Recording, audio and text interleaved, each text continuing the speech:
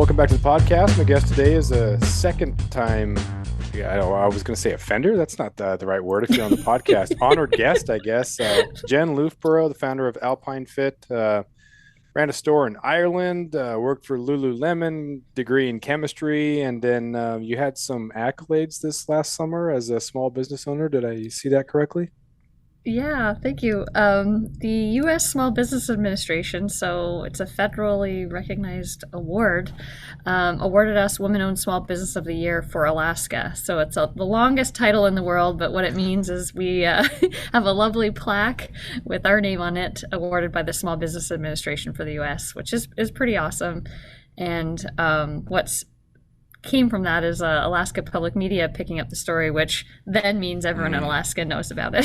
Yeah, that's awesome. Was it obviously your main goal is to make a really good product, and it is, Yep. they are really good, but as far as validation goes, how did that feel? It felt really good. Obviously, we were invited to like an award luncheon, and some very important, politicians and things were there. I got personally written nice notes from our senators and things like that too, and recorded messages sent to me. So that was lovely. It's just kind of bizarre to get to get those kind of recognitions because you can work hard on something, put something good out there, and getting feedback from your customers is what you're seeking. And then these awards kind of, validated on a different level, and maybe make you kind of stand and go, okay, we do need to stop and smell the roses. Let's celebrate this.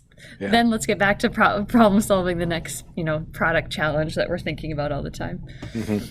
As far as products go, my wife and I were up there, and we got the base layers. And the thing that I like most about them is they're big enough to where you can wear them outside, so it doesn't look like or feel like you're wearing underwear outside. So you can wear them to work, things like that. But they're also thin enough and light enough that you can use them as a base layer. And then the sorcery with the silver. It's not. I was listening to the Alaska Wild Project, Yeah. it's not silver infused in it. What was the term that the correct? Oh yeah, they loved this term over there, co-extruded. I guess it's just Co-extruded. Yeah, it's just fun to say, co-extruded. So basically when they're making one of the yarns that we put in, when the actual yarn is made, silver is co-extruded into the yarn of the fiber of the yarn of the fabric. So it's permanently there. A lot of the other silver technologies or like copper technologies and things you'll read about or hear about on products, they may just be a chemical finish that's applied to the fabric when they're making the fabric. So it is something that's a chemical treatment that can then wash out. But with ours, it's permanently in there via this co-extrusion process. And that is what keeps things from taking on an odor after a long time. When that other stuff Yeah. can break down, this is permanent.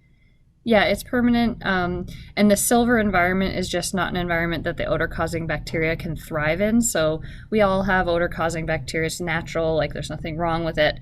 But when you sweat, that moist environment usually supports the growth of that odor-causing bacteria. But silver is just not an environment that can thrive in. So it continually resists its growth and hence resists the body odor smell. Yeah, my wife and I used ours a lot this summer, and so there's a lot of Yay. sweat, and it's super super warm, maybe a little too much for some of the Alpine when it was like 75, 80 degrees. But as soon as you got up there, though, sometimes you get to the top and then the wind blows and all that sweat Yeah. makes you chilly. But we Yeah. weren't chilly, and that was a cool thing to be able to get up there and just not have to put a jacket on or anything like that to stay warm. So it was, and then taking it out trolling, I got a little salmon blood on it, and I was very disappointed in myself to get the blood on. But it's an Alaskan adventure ready base layer, so I guess at some point it was going to happen. So it's Did it all right. wash? It didn't wash out completely? I didn't. I put it in. I overstocked the washer, and then I put Uh-huh. it in the dryer. So it went to the dryer, kind of set it in a little, so you can kind of see a little bit. It looks like my belly button leaked or something like that. It's pretty. Oh, It's kind of okay. weird, but Well, you could try like the old thing of just putting some like clear liquid Dawn dish soap on it mm, and see if that does the trick. okay. Or sometimes one of those like oxy whatever kind of Yeah, the cleaners can OxyClean sometimes stuff. help Yeah. lift those out. And then further than that, maybe like the Nature's Miracle pet odor and stain remover Mm, kind of is like the last stop you could try. yeah. Well, I still wear it unabashedly. Yeah, Like it's great. it's like a Love badge it. of honor. Yeah, absolutely. Fish Yeah, blood. absolutely. Yeah, absolutely. So I was thinking, like all the way back to the kind of beginning thing. I got a buddy who's an entrepreneur, and I just started talking to him about initial investment things. And so when I had you on previously, I didn't ask about kind of that first moment. And Hmm. you can't just go to a bank and say, "Hey, I want to make some base layers. Can I have $100,000 or whatever?" So, what's that first step looking like, and raise that first capital? Because you can, if you have it yourself, you can do it, or you're asking for investors or banks. Like, how did that first step come and get initial funding? That's a great question.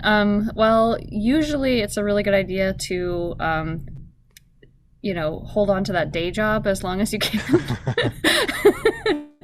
Because, you don't make a lot of money for a long time as an entrepreneur and starting a brand and that sort of stuff. So if you can save up some sort of little nest egg before starting it, that's definitely key. But absolutely, you're not going to go to a bank with a new business idea and be like, hey, give me your money. Yeah. I'll pay you back, I promise. I have Hmm. this zero track record right here. um, so yeah, for what that looks like for me was I did have some savings. I don't know if we talked about this before, but I had a business in the past, and kind of it goes into the family household income, but I sold the other business, so I had this little sort of allotment of money that was Jen's business. We obviously Hmm. used some money to put a deposit on buying a house and have mortgage payments and then had a job. So like those exact dollars kind of got muddled in the family savings and stuff like that. But when it was time to start Alpine Fit, we kind of like looked at our family finances and we're like, okay, gonna put this sort of dollar figure towards what we're doing. And you do need to have either some personal savings, or maybe you can have a really great relative or something that might be willing to um, you know, help give you a little bit of a jumping off point. Because, yeah, like anything from just even getting a bank loan or even like the supplies you want to use to start the business, like fabrics. Now I have credit terms with my fabric Hmm. suppliers. Like I just placed a new order for one of our fabrics we use for our bushwhacking leggings. And, 4 years ago, 5 years ago, when I was just trying to get my first fabrics to do product development, you've got to pay for everything ahead of when they even make it. Never mind ship it to you, never mind make something from it, never mind sell it. Now I have credit terms set up because I have, the history with them and I got started. But absolutely, it took personal money that was from savings, having a paycheck for a while, and then luckily our, family situation has allowed a little bit of trickle in support from the family finances Hmm. at the beginning. And it wasn't until a couple of years in that I applied for a loan successfully. Hmm. My buddy that was an entrepreneur, he was a teacher first, and it was had the day job, and then it was Yeah, a coffee and lifestyle business, and they just put it all on credit cards at first, which was a huge risk because your interest rate is so much higher. But scary. Yeah, yeah, there was an event that went with it, and so the event went really well, and then yeah, met people, and then all of a sudden it expanded. So I don't think he had to take on any sort of private investors too. But now he's on the other end of that, and he's looking for other business opportunities to do private investing. I was like, oh, that's kind of like a venture capitalist. Like now I kind of know yeah. what that is and what value that brings because they tend to be used in the context of just some shark type person looking to prey Oh, yeah, on like smaller businesses. yeah, and that's true. So, yeah, to add in other things, there are grants for new businesses you can apply to. I did some business pitch competitions. I won like $4,000 from a business plan, the Alaska Business Plan competition at the beginning. That was a nice chunk of Mm, change for some of the like initial startup costs, but that's pennies in the bucket of what it takes to actually start a business. So, yeah, there's venture capitalist investors, which we haven't sought. And then there's other types of investors like angel investors, which are kind of that's a term that I don't actually know how to like quote what the definition of it is. But in Alaska, I'm familiar with very many small businesses that before they go down like the venture capital route, They might do like a smaller, more local investment round with local investors that are Hmm. maybe smaller amounts. It's not like a venture capital fund, it's private people deciding to put in $10,000, $50,000, whatever it might be that contributes to the chunk of change that business needs to get going. But yeah, Hmm. you usually need to have like started the business, have some sort of traction gained, have a really good plan, a team in place, and like a pitch to prove all to demonstrate to these people, just as if it was like Shark Tank or Hmm. a venture capital firm. So I actually have many friends in small businesses in Alaska that have pursued that, and there are people in Alaska that love to invest in small Alaska businesses. The hope that they become much bigger Alaska Hmm. businesses. So that's definitely a path, but you usually have to have started somehow, some way first. Yeah. Yeah. That was this different side of it is making so much more sense to me. I've seen a couple businesses in the outdoor realm that have like you can order the tent or pre-order the knife or pre-order the whatever Yeah, and you don't get it for like yeah, 6 months. I'm thinking, well, that's so annoying. Like you either have yeah, the stuff or you don't. But then I'm like, oh, you need money to do it in the first yeah, place. So yeah, that yeah, makes sense. And then yeah. also when like Kickstarter. yeah, Kickstarter, those sort of Yeah, things that are allowing people to kind of generate that revenue first because you have to have that in order to do it, especially if it's going to be a good product. And then the other piece is having enough capital to expand. Whenever I mm-hmm. know when Sitka got bought by Gore, I was like, oh, sellouts. And then Stone Glacier being bought by Vista. Mm. But if you don't understand the fact that you might have a great product and a great model, but you still don't have the capacity to expand, like you're still very limited, like you're making Yeah, money. Maybe you yeah, can give yourself a paycheck and take on a couple employees, but that's just to manage the workload. In order to really expand, you need capital. And so you have to, it's not a sellout, it's a good opportunity to be able to yeah, expand. yeah. That's definitely like a reality. You in my industry, like it's different in food, it's different in hard goods, but in my industry, the normal thing is to take orders that are not with a financial commitment, like like you're selling to wholesale to stores that are going to resell your stuff. So you take the order now for fall 2024. So you take the order and you're like, I have this promise for dollars to pay 12 months from now. I'm going to spend my own money or my loan, or, and not in our case, but in the case of someone who has outside investors, I need that money from the investors and I need to commit to buying all this fabric now. And maybe I pay for it now, or maybe I have 30 or 60-day terms with the supplier for the fabric. Then I've got to make all the stuff. And then I deliver it to the customers and then invoice them, and then they pay 30 days after that. So, you're putting some money, promise to pay your bills out now, and you might not collect on that until like November, December of next year. So, we're on a 30-year plan of small, steady growth. Mm-hmm. But if you want it to be shorter than that, you need to, take way more of those orders now, Mm-hmm. spend way more cash buying those raw materials now so that you can fulfill those bigger orders and then sustain like a steeper growth Mm-hmm. curve faster. Yeah. So yeah, it's definitely a conscious choice where I'm at to just be self-funded, bootstrapped, and us outside the business loan that I have, just be personally funded and Mm-hmm. be okay with that. Yeah. But we don't have a million different products or a huge marketing budget because we just can't. Hmm. Right. As far as buying in bulk goes, I know Jack did the same thing with Double Shovel when rather than buy the Mm-hmm. small, most affordable tanks, they went big with the tanks. That way they Yeah, could, as they grew, they already had the stuff and didn't have to really turn everything over again.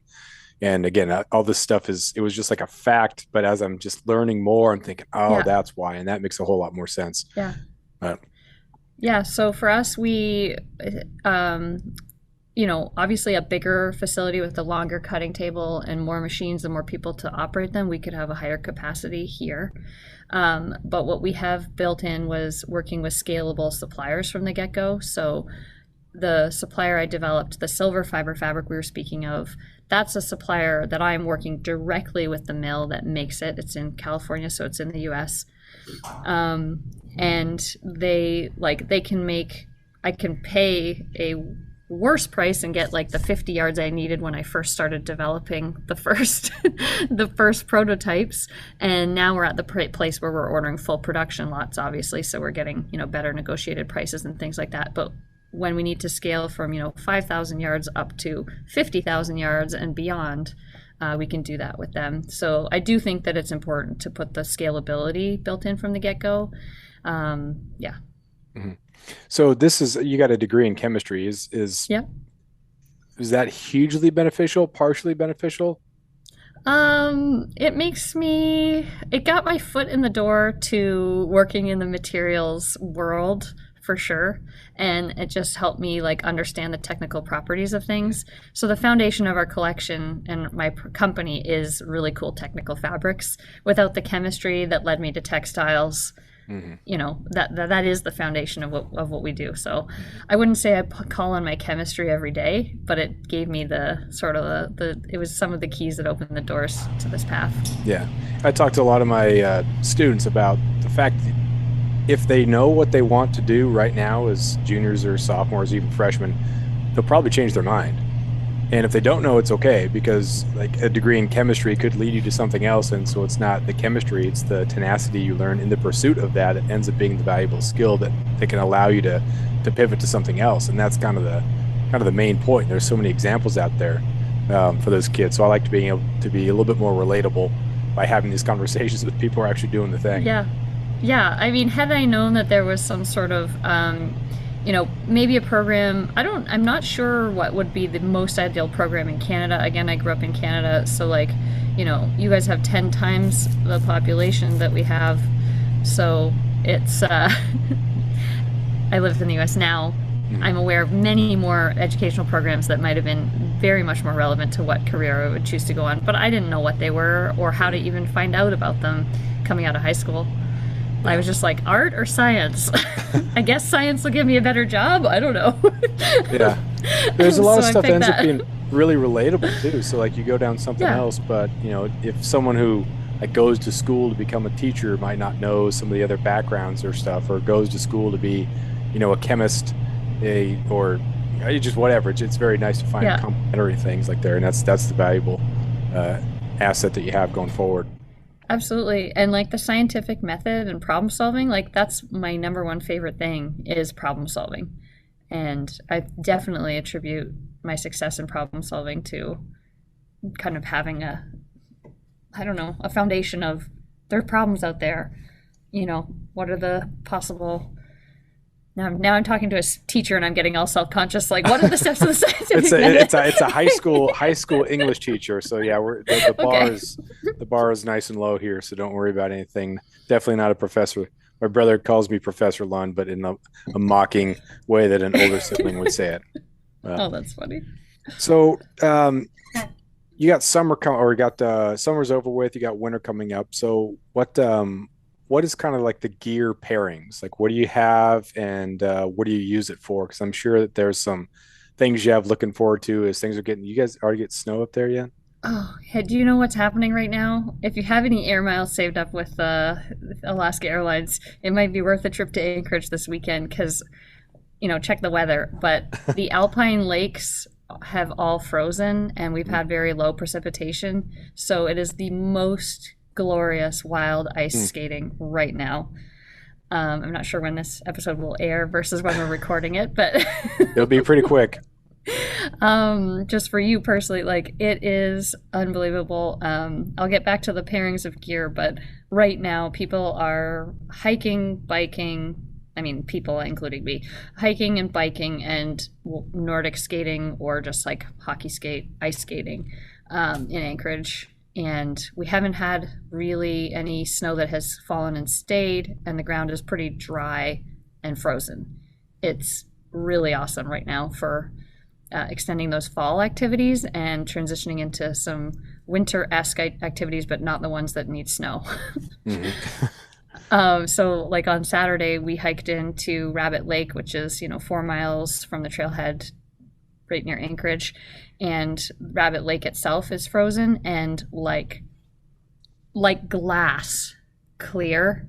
you can, it's almost as if someone has placed like a snorkel mask against the water. You can Hmm. see fish under Oh the wow. ice in the water, and freezing cold. So the gear pairings are an Alpine Fit base layer, of course, such as the one you have, Hmm. and at least one or two down jackets on top of Oh, it, okay. like 40 an hour mile wind, or a 40-mile-an-hour wind or more, gusting katabatic winds off the mountain, polishing this lake. So you're just hiking into a headwind the whole time. So like you need the neck gaiter, the hat. If you're going to skate, obviously you should probably wear a helmet too. And we're not wearing snow pants because it's not really snowy at all yet. But a base layer bottoms like ours, and a windproof bottom outer layer of some sort, like a Nordic skiing tight or something like that. That's the kit right now because it's just kind of cold, but not snowy, not wet. When do you think that's going to change? Usually, I mean, what's usual? The last 2 years, we've already had a lot of snow by now. So it's kind of like that in between season where you're like, do I go for a hike and it's just wet and I need gaiters? Is it, is there going to be anywhere that's good for, well, if I drive to higher elevation, can I cross country ski, even if it's just like off trail fish scale skiing? Um, Certainly, right now is sometimes a good biking season, like fat biking season could start with the studded tires and things like that. Um, and again, those outfits are the gear, the kit is still pretty much the same. Sorry, the down jackets was just the howling wind on the ice. But like right now, you'd normally wear base layer and maybe a soft shell jacket if you're doing something where you're actually building up some sweat, neck gaiter, and a headband or a hat. Base layer bottoms with maybe a hiking pant over top, or base layer bottoms with like our bushwhacking leggings over top, or like a Nordic tight, wool socks, and then whatever footwear is relevant to your activity of choice, Mhm. and definitely gloves or mittens. Are you working toward having the full kit at some point, or is that so far in the future you're not really sure? Because as someone who actually uses the product, and like I said, these are Yeah, Alaska ready and adventure ready, yeah, you can't just overextend because that's death to a business yeah. if you get too far ahead of yourself. But is that maybe the goal down the road is to have the full kit? I don't know how long it would be in the future for before we would ever have outerwear. My focus really wants to be I really want my focus to be the pieces that really truly can be used for many use cases. So something you already said in this conversation was that shirt that you have is great and it was good even in the Alpine, but it got kind of hot in the really hot moments before you're maybe in the wind or something like that again. The next fabric that I'm developing will be a really lightweight version Hmm. of our silver fiber odor resistant fabric, so we can do sun hoodies in something that's like truly what you want to be wearing in a really sunny situation. And that fabric will also be good for tank tops or lighter weight t-shirts for men, or sleeveless shirts for men for hiking. Hmm. And I'm in the workshop right now, and across my work table, I can see my prototypes of a really thick fleece, windproof, water repellent legging base layer bottom. That's Nice. definitely next part of the kit, because whether you're Nordic skiing, running, biking, layering it under your snow pants or whatever, that could be a really, really versatile winter piece, especially for Alaska adventures. Hmm. And our men's base layer bottoms, we made men's base layer bottoms for a while, and then I haven't gotten back around to either making them again or doing the small updates that I'd like to do to the design to those. We had some die-hard fans of our men's base layer bottoms, but we haven't made them in a while. So we either need to make them again or I need to make the improvements, which is obviously my preference, and make them again. Because the men's kit is very incomplete in terms Hmm. of the products we offer right now. So yeah, I'm always thinking about what are the most logical extensions. Mid layers would definitely be next. It would be a long time before we're doing like a rain jacket or an Hmm. outer layer. Uh, That's a lot of different tech, and some of the it's stuff different. you go from brand to brand, and it's pretty much the same thing with a different logo. Like Mm-hmm. Mm-hmm. as far as like really revolutionary type things come around every once in a while, like the technology is expanding very rapidly. Before it was just like wool, and then it Yeah, was your other layers, and then you had your vapor wicking, and then your merino wool yeah, was really popular and whatnot. Now we're getting to yeah. some different stuff, but to really revolutionize things, it takes some time, and otherwise you're just like everybody else. And what's the difference between you and someone else? So it's cool that you're looking to kind of do something different rather than just slap your name on what already exists. Yeah, definitely. And I think there's a huge opportunity in that winter could be next to skin slash mid layer fleecy bottoms, like something that's truly really, really thick and insulating, really Alaska Mm-hmm. centric. So you grew up in Eastern Canada, right? What um, yeah, where we think of it as the middle of Canada, but on the map it's middle? definitely the easterny.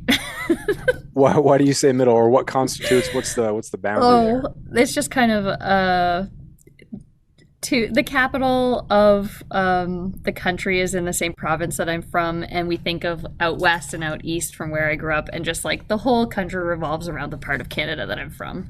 It's Gotcha. kind of like just like one of those Canadianism things. But yeah, Gotcha. Ontario, Canada, near the Great Lakes, near Niagara Falls. Hmm. So what were your winters like there compared to Alaska? 'Cause some people think that Canada, Alaska, it's all synonymous weather-wise, and I guess cultural wise is pretty different too. But what were the winters like there? They were lake effect snow, so we got a lot of precipitation and a lot of snow. Because the Great Lakes, there's a lot of evaporative moisture stuff happening there. So decent snowy winters.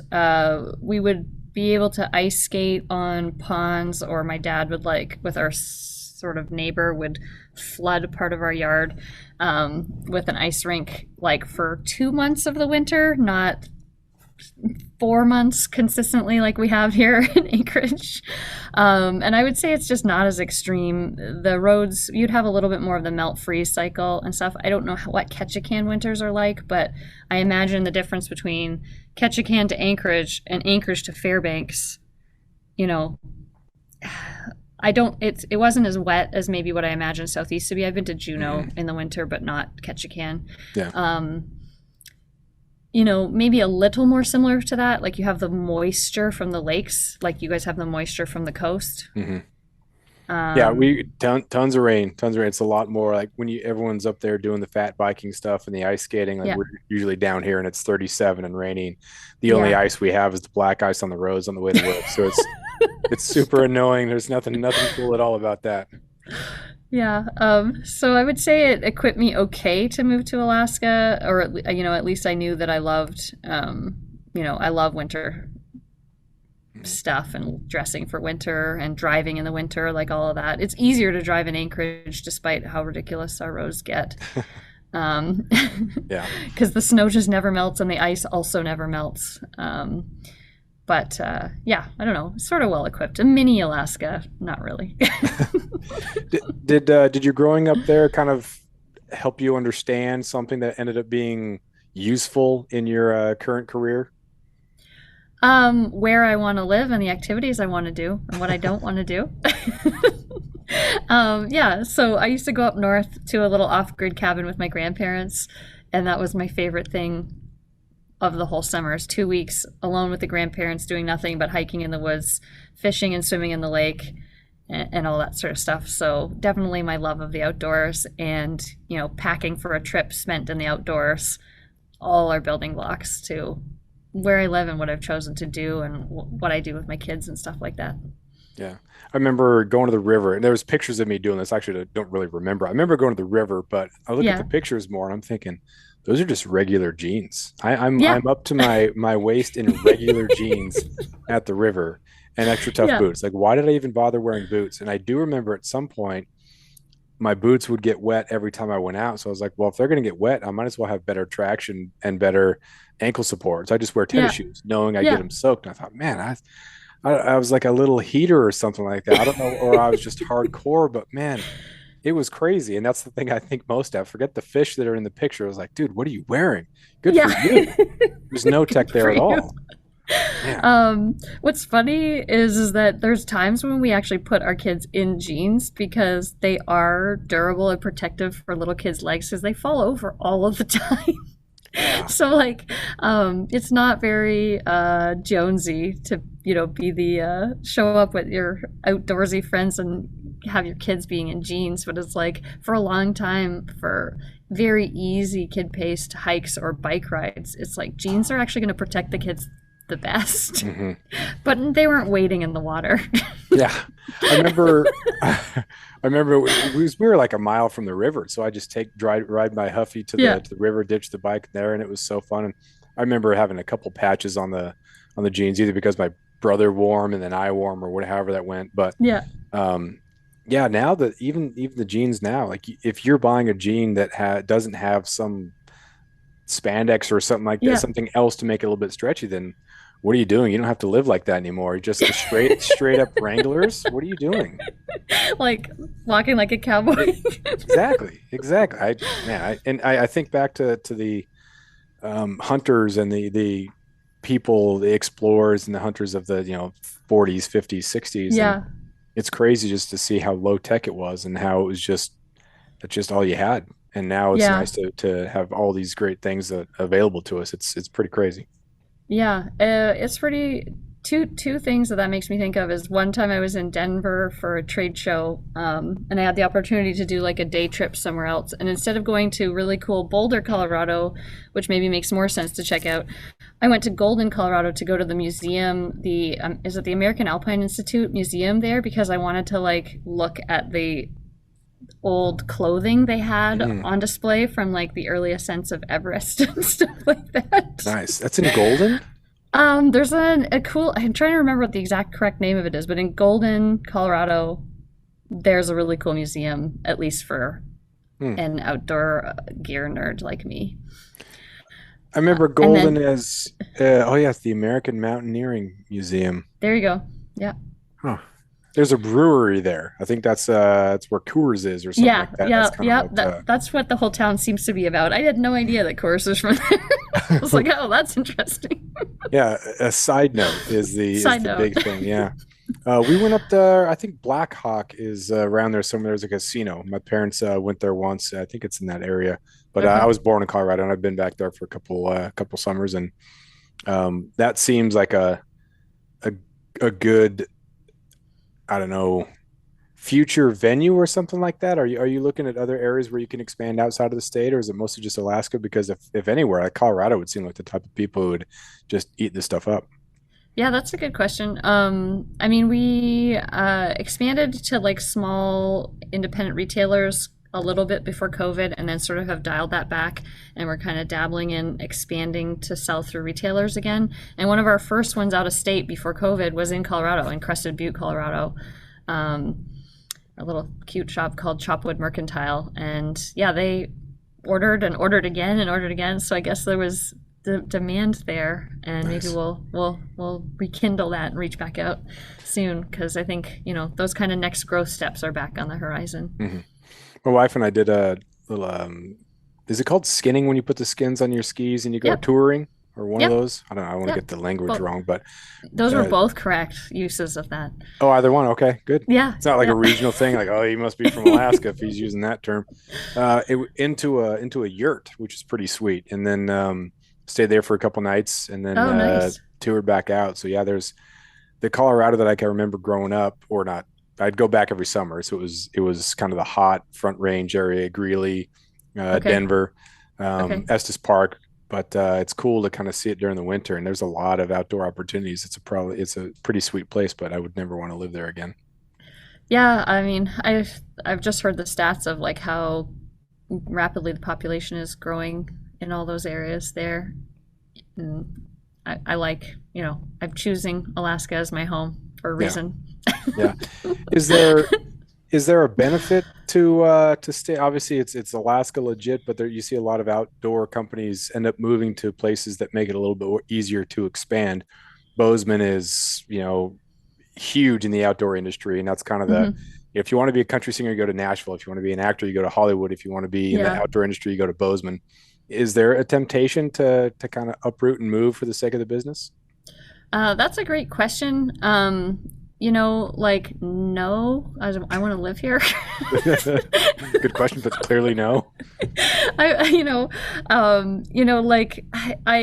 if I could see a possibility where, because we have our own manufacturing facility here in Anchorage, and we have a little store here in Anchorage, and um, that aligns really well with the values of like bringing fabrics here and making many different products from several different fabrics that we have, and we sell a lot of them to the Anchorage and Alaska market in quotes.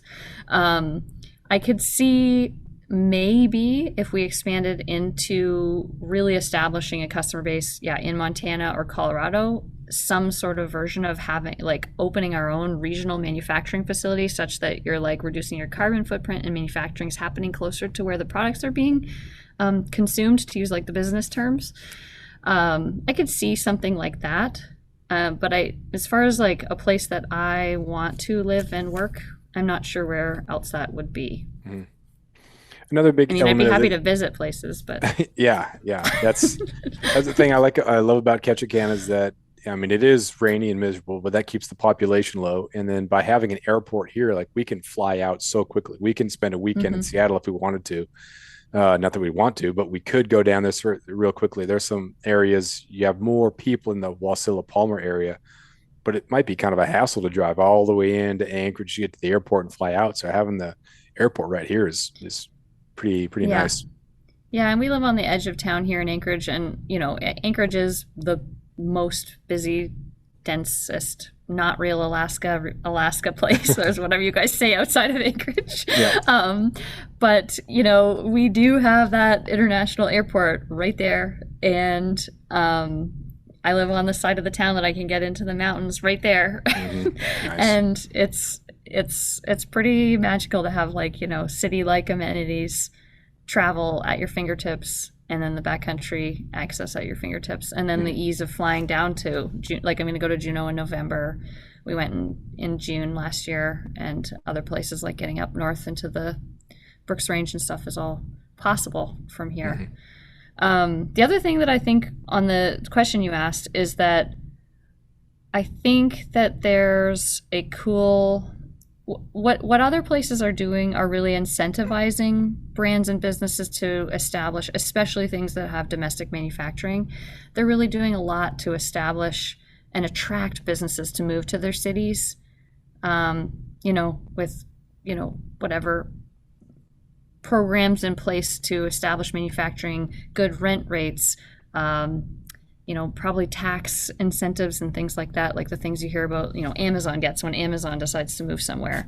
I think that there's a huge opportunity to recognize that here is a great place to live. There's a lot of land here, and with the way so many people, there's an opportunity for us to do a lot more with supporting development of manufacturing and other innovation type businesses here. And hopefully being here, I can contribute to that. You talk a lot about making the most of the opportunities that you have there recreationally. It can Yeah. happen to anybody, but there's this idea, or there's people who talk about things they used to do before work took over, or before their business took over, before everything else. So how important is it to maintain that life away from work and relationship with the family and going out and being in the mountains with the family? How important is that to making sure that when you show up to work, you can be more effective? It's super important. I mean, well, it's a huge benefit of living here without having long commute times, and having like the schools your kids need to go to, the place you want to do your work, and the place you want to recreate, all basically a stone's throw from one another. It allows you to be able to do that. And for me, and the types of products and the type of business that I have, I mean, it's essential for my mental health. It's also essential for like the authenticity of what I'm doing, or even the ability to do what I'm doing. Like we sewed up a new t-shirt prototype, and I instantly need to be wearing it to go do whatever thing. I'm going to be making some new long sleeve or new fleece legging prototypes and stuff like that. Like it's it's my whole life combined into one, and one piece doesn't work without the other. You Hmm. know, I can leave work at whatever time to make sure that I go do the things I need to do with my kids in the evening after school or whatever. And uh, I can be at home until the minute that they take the bus to school, but like they take the bus to school at just the right time for me to leave and get to the workshop in time. And then also, like, we can flip a switch and be, uh, you know, hiking together into Rabbit Lake to go ice skating on a Saturday after having worked a really hard, long week at the workshop. You know, it's all part of it. It's essential. One can't exist without the other, and it can Nice. exist here Nice. with the way we're doing things. What's your hourly, how many hours do you put in Oh, weekly? And too then how does that compare to when you were first starting? too many. It's probably the same. Like literally, it could be very easy for me to end up cumulatively have working at least 10 hours a day, if not Mm, 12, sometimes 14. And there are pauses and breaks and dealing with personal stuff in between that. Like it might be, oh crap, kiddo forgot their instrument for their orchestra class, whatever it is that they're doing at school. And you've got to drop it and run there. And that's like one flexibility of being an entrepreneur. Um, but then it's like, oh, I still need to get that email marketing campaign out. So I'm going to stay up another mm. 30 minutes because of that family essential, sidetrack there in between. Um, yeah, it's full on all the time. I don't think your mind ever truly switches off, but I've really trained my mind to switch off when I'm like doing something outdoors with the Mm. family or alone or like on a trip. Right. Yeah, the people who are most successful and that make the entrepreneurship world seem so fun are the people who like they're amped because of it. It doesn't seem Oh, like, yeah. they say, if you're following your passion, you don't work a day of, whatever that the cliche Yeah. saying is about Yeah. you never work a Yeah. day, but it's good to feel that productivity and that purpose and watching people who are enthusiastically pursuing it. That's what gets them amped rather than they get amped afterwards. So it's pretty cool to see that.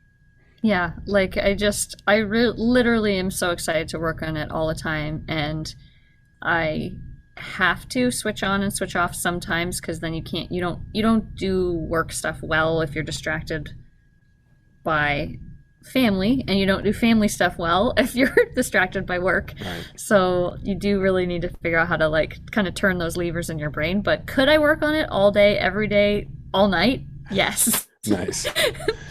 So Sometimes I crash and really need a break on the couch under a blanket, but yeah, that happens. That's normal. So what do you got for closing thoughts here? Where can we find you? Order stuff. You got there's Black Friday's coming up in a couple of weeks. So what's your sales pitch? Oh, okay. Well, you can visit us at alpinefit.com, on social media at alpinefitco. We're going to be at a few events in the Anchorage and Wasilla, Palmer areas and Juneau coming up. So the vintage markets in Palmer, the Matsu Holiday Marketplace this weekend in Wasilla. And well, and again, I don't know when this is going to air, but We'll go tomorrow. uh, We'll go tomorrow okay, so you yeah. can preview all that. Okay, yeah. So, yeah, November, our events calendar's on our website at alpinefit.com. And we'll also be in Juneau the weekend of Thanksgiving. So we'll kind of be around various places, but feel free to reach out by phone or email if you have any questions. And I didn't get a chance to mention that I got a really lovely package finally. I was away for a bit last week, and I have an Yeah, awesome package I finally got to yeah, open this morning. And I yeah, noticed you signed the books. Thank you. yeah. Sign the books. Gotta sign the books. Thanks for the order. I appreciate that. It was nice I, to see that there. I was away for a bit and didn't get it until today because I was out of the office here and there. But I'm really excited to dive in, and I'm sorry I didn't read some of them before seeing you again Oh, today. But next time we chat, I will have. no, that's fine. It's the writing thing is so. Whenever kids start talking about the fact that I've written anything, I just say, Mr. Lund, can we read your book as the outside reading book? Absolutely not. Zero chance of that. No, cannot do it. It's kind of a weird. I don't know, just something. I don't know. It's weird, but I appreciate the support. It's fun to kind of see the product come to fruition, even if it's words or you know t-shirts, base layer, whatever. It's cool to Yeah. kind of be around like-minded people. So even though there's other people in different entrepreneurships, I kind of get motivated, get some extra juice from the Alaska Wild Project guys, and see other people who are just getting after it and Yeah. being creative. It's fun because it's not in the exact same realm, but just the Alaska voice, the Alaska business, you and Sagebrush Dry Goods, and all these other Alaska people who are really getting after it. It's really fun Yeah. to and motivating to keep putting product forward and tell the Alaska story. Yeah. Well, I thank you so much for chatting these couple of times, and I'm stoked that you've enjoyed wearing your Alpine Fit base layers. And thanks so much. It's awesome to be connected and be part of a community together with you. So Yeah. Appreciate your time, and we'll talk to you later. thanks.